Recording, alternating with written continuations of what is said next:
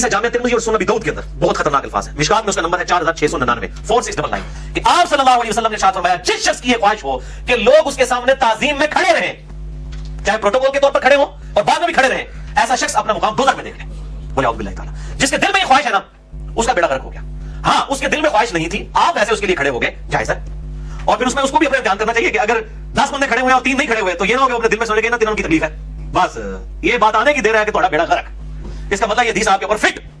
اور اسی وقت جب سے یہ خیال آئے تو ان ساتوں کو بھی آپ ڈانٹ کے بٹھا دیں کہ اندر نہیں کھڑا ہونا۔ میں الحمدللہ کبھی کسی کو نہیں کہتا میرے استقبال میں کھڑے ہو، اگر وہ کھڑا بھی ہو میں اس کو منع کر دیتا، البتہ مجھے کو ملنے کے لیے آتا ہے، میں بیٹھا ہوا بھی ہوں پروٹوکول کے لیے کھڑا ہو جاتا ہوں، یہ بالکل جائز ہے، اور خصوصاً جب آپ اپنے سے کسی سپیریئر بندے کو ملنے کے لیے جا رہے ہوتے ہیں نا اور وہ شخص آپ کے استقبال میں کھڑا ہو جاتا ہے تو پھر اس میں تو ظاہر ہے کہ ایسا معاملہ نہیں ہوگا کہ اس کے دل میں کہیں ایسی بات ہے کہ وہ تعظیم میں کوئی آپ میں غلو کر رہا ہے، ظاہر ہے وہ آپ سے سپیریئر پرسنالٹی ہے اور وہ اگر آپ کے لیے کھڑا ہو جاتا ہے تو تب بھی ٹھیک ہے۔ اسی طریقے سے دوسرے لوگ اگر کھڑے ہوتے ہیں اپنے سپیریئر کے لیے اور اس کے دل میں خواہش نہیں ہے تب بھی بالکل صحیح ہے، کوئی ایسا مسئلہ نہیں، ہر بندے نے اپنا فیصلہ خود کرنا ہے، کسی دوسرے کو فتویٰ نہ لگائے کہ اس کی خواہش ہے تب لوگ کھڑے ہوتے ہیں اس کے لیے، کوئی اسی